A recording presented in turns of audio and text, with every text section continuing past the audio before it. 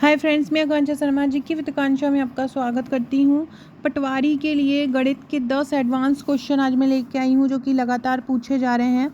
बहुत से पार्ट में गणित के आपको बता चुकी हूँ और ये भी बहुत ही ज़्यादा इंपॉर्टेंट पार्ट है। ऐसे ही क्वेश्चन आपके लिए लेके आ रही हूँ जो कि एग्ज़ाम में आ ही रहे हैं, डेली पूछे जा रहे हैं और गणित का वेटेज बहुत ज़्यादा है, तो इसलिए आपको इनको बहुत अच्छे से कर लेना है। तो चलिए स्टार्ट करते हैं।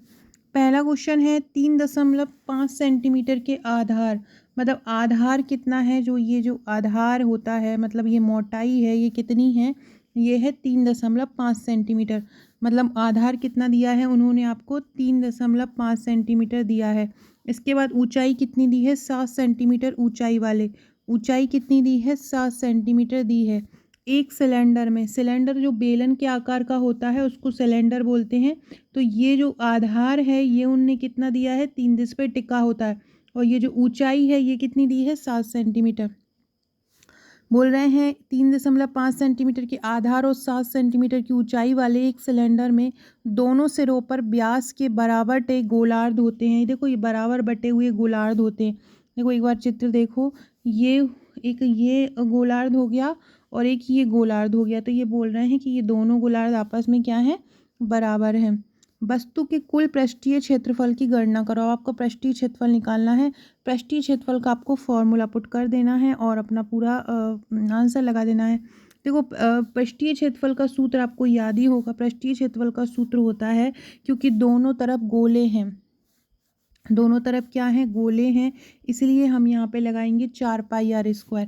पूरा का पूरा जो, अगर हम इसका पूरा का पूरा फॉर्मूला लिखें पृष्ठीय क्षेत्रफल का, तो क्या होता है 2πrh प्लस 4πr² ये पृष्ठीय क्षेत्रफल का आप सूत्र याद रखिएगा, 2πrh प्लस 4πr²। अब यहाँ पे देखो कॉमन क्या क्या आ रहा है, 2π यहाँ पर भी है और r यहाँ पर भी है, मतलब 2πr इसमें भी है और 2πr इसमें भी। 4 में से भी हम 2πr निकाल सकते हैं, तो 2πr दोनों में से निकल जाएगा। मतलब यहाँ से ये 2π और यहाँ से ये 4π में से 2π, इसके अलावा एक r ये और ये 2r में से एक r, 2πr बाहर निकल जाएगा तो बचेगा क्या यहाँ पे h, और यहाँ से जब 4 में से 2 निकल जाएगा तो बचेगा क्या 2, और एक r निकल गया बाहर कॉमन में तो एक r बचा। तो यहाँ पे क्या बचा, पाई की वैल्यू क्या होती है 22/7, तो 22/7 हम पुट कर देंगे। आर उन्होंने कितना दिया है 3.5, आर उन्होंने कितना दिया है 3.5। इसके अलावा ऊंचाई कितनी दी है, देखो ऊंचाई कितनी दी है, ऊंचाई दी है 7 सेंटीमीटर, ऊंचाई कितनी है 7 सेंटीमीटर और आधार है 3.5 सेंटीमीटर। तो ऊंचाई लिख लेंगे 7 और इन दो का जो एच की जगह हम क्या लिख देंगे, 7 लिख देंगे, और आर कितनी है, आर कितनी दी है 3.5। तो इस प्रकार हम पूरा फाइंड कर लेंगे, आंसर आ जाएगा। बस आपको ये फॉर्मूला याद रख लेना है, 2πrh प्लस 4πr², बस में वैल्यू पुट कर देना एच और आर की, आपका आंसर आ जाएगा। अगला क्वेश्चन है 25 सेंटीमीटर और 10 सेंटीमीटर त्रिज्या एवं 50 सेंटीमीटर तिर्यक ऊंचाई वाले फ्रस्टम का वक्र पृष्ठीय क्षेत्रफल निकालिए। देखो फ्रस्टम का वक्र पृष्ठीय क्षेत्रफल मतलब ये कौन होता है, इसका ये वक्र पृष्ठीय क्षेत्रफल का फॉर्मूला क्या होता है। देखो यहाँ पे एक टेढ़ी लाइन भी होती है जिसको हम तिर्यक ऊंचाई कहते हैं। तो फ्रस्टम के वक्र पृष्ठीय क्षेत्रफल का सूत्र होता है पाई आर, ये कैपिटल आर मतलब बड़ी त्रिज्या और स्मॉल आर मतलब छोटी त्रिज्या, और into l. Pi r plus r into l, r plus r में एक बड़ा आर होगा, कैपिटल होगा, क्योंकि यहाँ पे क्या है दो त्रिज्या आपको दी रहती हैं, तो दोनों त्रिज्याओं की अलग अलग वैल्यू पुट कर लेते हैं। बस इसमें मान कर देंगे, एल की जगह पे एल रख देंगे, एल क्या है यहाँ पे 50 है तो एल की जगह पे एल रख देंगे।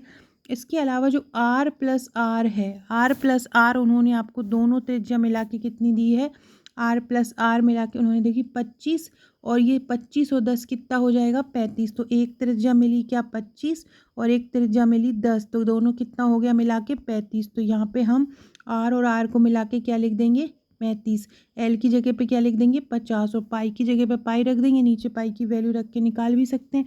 क्योंकि यहाँ पे ऑप्शन में हम देख रहे हैं कि पाई ही लिखा है, पाई की वैल्यू लगा के नहीं सॉल्व किया है, तो यहाँ भी हम भी पाई की वैल्यू नहीं रखेंगे और आंसर को सॉल्व कर लेंगे। आर उन्होंने एक हमको 25 दी है, एक 10 दी है, तो कितने जाएगा 35, एल कितनी दी है 50, उस फाइंड कर लेंगे। बस आपको इसमें सूत्र याद रखना है, कि फ्रस्टम का वक्र पृष्ठीय क्षेत्रफल का सूत्र क्या होता है, pi r plus r into l होता है। अगला है एक घनाभ 10 सेंटीमीटर लंबा मतलब ए कितना है 10 है, 6 सेंटीमीटर चौड़ा मतलब बी कितना है 6 है, और 9 सेंटीमीटर ऊंचा है तो मतलब सी कितना है 9 सेंटीमीटर। अब हम इसका पृष्ठीय क्षेत्रफल का सूत्र निकाल लेंगे। पृष्ठीय क्षेत्रफल का सूत्र होता है 2ab plus b c plus c a, ये पृष्ठीय क्षेत्रफल का सूत्र होता है। यहाँ पे हम वैल्यू पुट कर देंगे, ए की जगह 10 रख देंगे, बी की जगह 6 रख देंगे और सी की जगह 9 रख देंगे। बस इसको सॉल्व कर देंगे, आंसर आ जाएगा। अगला क्वेश्चन है साइमन के पास 210 मीटर लंबा और 165 मीटर चौड़ा एक आयताकार तालाब है। देखो आप देख सकते हैं, आयत वो होता है जिसकी दो भुजाएं आपस में समान होती हैं। आमने सामने की भुजाएं मतलब ये और ये बराबर होगा, और इसमें ये और ये बराबर होगा। आयत में दो भुजाएं आपस में समान होती हैं और वर्ग में चारों भुजाएं समान होती हैं।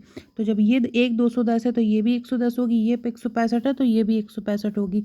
अब वो क्या बोल रहे हैं, वह 10 रुपये प्रति मीटर की दर से रस्सी के घेरों से इसमें बाड़ लगाना चाहता है। बाड़ लगाने की लागत की, जब भी आप किसी को जिसको पोतना चाहते हो, रस्सी बांधना चाहते हो, तो हमेशा आप परिमाप निकालते हो।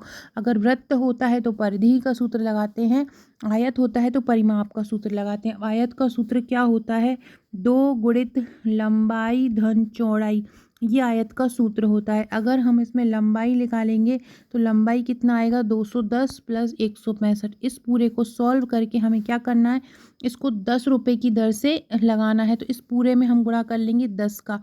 अब 10 रुपये की दर से, वो देखो 2 बार बोल रहे हैं, वह 10 रुपये प्रति मीटर की दर से 2 घेरों से बाड़ लगाना चाहता है। तो आप क्या करना, दो घेरे लगाना चाहता है 2 लिख लिया, कितने रुपए की दर से लगाना चाहता है 10 की, तो 10 लिख लिया। फिर आपका सूत्र क्या होता है, 2 गुणित लंबाई धन चौड़ाई, ये लिख लिया। लंबाई की जगह 210 लिख लिया, चौड़ाई की जगह 165 लिख लिया। इस पूरे को सॉल्व कर दोगे तो आपका आंसर आ जाएगा। देखो ये 2 गुणित 10 क्यों लिखा है, क्योंकि 2 रुपये 2 बार करना है, उसको 2 बार लगाना है और 10 रुपये की दर से लगाना है। ये पूरा सूत्र है 2 गुणित लंबाई धन चौड़ाई। इस प्रकार से आप इसको निकाल सकते हैं। 72 सेंटीमीटर लंबे, 60 सेंटीमीटर ऊंचे और 36 सेंटीमीटर चौड़े एक टैंक में 18 सेंटीमीटर की गहराई तक पानी है।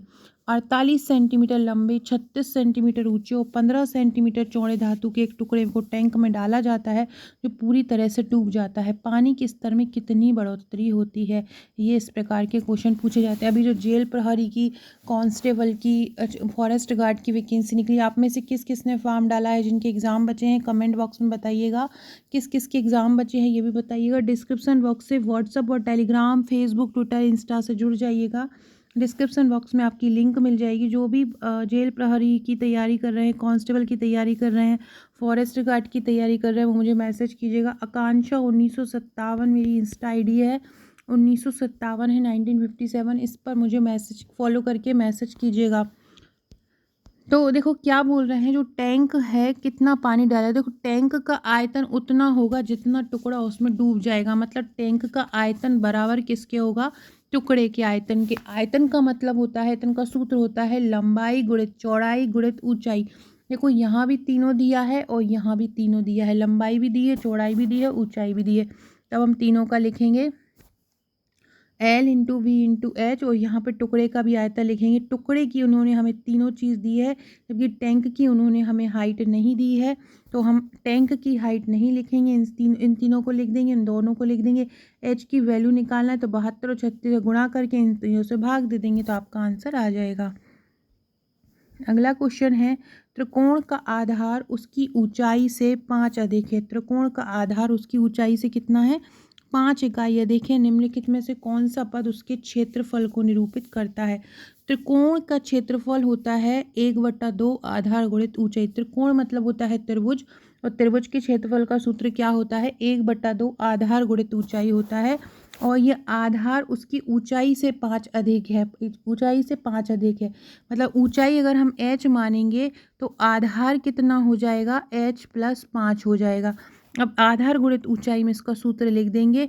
इसमें कौन सा उसके क्षेत्रफल को बताता है, तो आपको पता है आधार आधार 1/2 आधार गुणित ऊंचाई इसका सूत्र होता है। तो आधार की जगह क्या लिख देंगे, h+5, ऊंचाई की जगह लिख देंगे h। तो क्या हो जाएगा 1/2 h+5 और इंटू h, ये आंसर हो जाएगा। देखो ये कहाँ पे लिखा है, ये दा वाले ऑप्शन में लिखा है 1/2 h+h, तो ये आपका आंसर हो जाएगा। अगला है, एक बैग में 12 काली और 16 सफ़ेद गेंदें हैं। यह एक गेंद यादृच्छिक रूप से निकाली गई, क्या प्रायिकता है कि खींची गई गेंद सफ़ेद है। टोटल हम देखें कितनी है, 12 काली हैं और 16 सफ़ेद हैं। तो टोटल कितनी हैं, टोटल कितनी हो जाएंगी, ये 6, 7, 8 और 28 हो जाएंगी। तो इस प्रकार का जो प्रायिकता वाला सूत्र उसमें टोटल हमेशा नीचे लिखाता है। तो टोटल कितना है 28, तो हमने 28 निकाल लिया, नीचे लिख दिया। 28 में से एक निकालनी, तो 28 इंटू क्या हो गया यहाँ पे 28 हो गया। अब इसमें से बोल रहे हैं सफ़ेद गेंद निकालने की प्रायिकता क्या है। तो सफ़ेद गेंद कितनी है, टोटल 16 है, तो मतलब 16 में से कितनी निकालना है, एक। तो 16 एकम कितना हो जाएगा 16, तो ऊपर क्या लिख देंगे हम 16, 16/28 हो जाएगा। इसको काटेंगे तो आपका आंसर आ जाएगा, 4 चौको 16 और 4 सत्ते 28। तो इस प्रकार से प्रायिकता वाले सवाल में टोटल जितना भी चीज़ें होती हैं वो नीचे आता है, जितना निकालना है वो ऊपर रख सकते हैं। 50 खिलौना कारें हैं जिसमें से 10 कारें रिमोट से नियंत्रित होती हैं। देखो टोटल कारें 50 हैं, उनमें से 10 कारें अगर रिमोट से होती हैं तो कितनी कारें बिना रिमोट से होंगी, 40, क्योंकि 10 टोटल 50 हैं और 10 रिमोट से हो रही हैं, तो बचेंगी कितनी, 40 ऐसी होंगी जो बिना रिमोट से होंगी। इसकी क्या प्रायिकता है कि जब एक बच्चा यादृच्छिक रूप से कार का चयन करे तो वह एक गैर रिमोट नियंत्रित गाड़ी होगी। तो देखो टोटल कितनी है 50, तो नीचे कितना आ जाएगा 50, अभी मैंने बताया टोटल का आता नीचे। गैर रिमोट नियंत्रित कारें, तो रिमोट नियंत्रित कारें कितनी हैं 10, तो गैर नियंत्रित कितनी होंगी, 50 में से 10 माइनस करेंगे 40, तो 40 ऊपर आ जाएगा, 50 नीचे आ जाएगा, इसको काट देंगे 0 से 0, 4/5 आंसर आ जाएगा। अगला है, एक त्रिभुज का बाह्य कोण 135 डिग्री है तथा इसके दो अंतः सम्मुख कोण समान हैं, इनमें से प्रत्येक कोण का मान ज्ञात कीजिए। देखो एक आपने 10th-12th में पढ़ा होगा कि जो बाह्य कोण का मान होता है वो अंदर की सामने वाली दोनों भुजाओं के योग के बराबर होता है। अब ये क्या दे दिया है इन्होंने, 135 दे दिया है। ये जो बाहर का कोण, ये देखो बाहर 135 बन रहा है, और अगर ये 135, क्योंकि एक स्ट्रेट लाइन पे कितने का कोण बनता है, 180 का बनता है। अगर ये बाहरी कोण 135 है तो ये कितने का हो जाएगा 45, क्योंकि 180 में से हम 35 माइनस करेंगे 135, तो 45 बचेगा। अब हम त्रिभुज ABD का सूत्र देखें, त्रिभुज ABD, देखो त्रिभुज ABD ये वाला अगर देखें बराबर कितना आ रहा है 135, ये दिया है, और D बराबर 180, 180 में से अगर हम 135 माइनस करें, क्योंकि देखो आपको ये स्ट्रेट लाइन दिख रही होगी इस प्रकार की लाइन पे अगर ये पूरा 180 डिग्री का कोण बनता है, अगर ये 135 का बनेगा तो 180 में से 135 निकालेंगे तो ये कितने का बनेगा 45 का बनेगा। अब हमें पता है कि त्रिभुज के जो दो अंतः सम्मुख कोणों समान होते हैं, तो उनका दो त्रिभुज का जो बाहरी अंतः कोण होता है वो दोनों के समान होता है, दोनों जो भुजाएं होती हैं उनके योग के बराबर होता है। त्रिभुज के तीनों कोणों का योग कितना होता है 180। जो बाहर अंदर जो ये कोण बताए थे, ये इसके जो सम्मुख जो कोण होंगे ये क्या होंगे, आपस में बराबर होंगे, तो हमने इसको x और x मान लिया। और यहाँ पे कितना आया था 45 आया था, तो क्या हो गया x + x + 45 180, x और x हो जाएगा 2x, 145 को उधर ले जाएंगे तो 180 में से माइनस कर देंगे तो कितना जाएगा 135, फिर 2 को नीचे ले आएंगे तो ये 2 को नीचे आए तो 135/2, 135 में 2 का भाग देंगे तो आपका आंसर आ जाएगा। तो फ्रेंड्स ये थे हमारे आज के 10 क्वेश्चन। कल दिन में आपको विज्ञान के सुपर हिट 100 प्रश्न लेके आऊँगी जो बार बार पूछे जा रहे हैं। इसके अलावा विज्ञान की क्लासेस जेल प्रहरी फॉरेस्ट गार्ड के लिए भी स्टार्ट करने वाली हूँ, तो न्यू है चैनल पर तो चैनल को सब्सक्राइब जरूर कर लीजिएगा। ओके फिर, थैंक यू।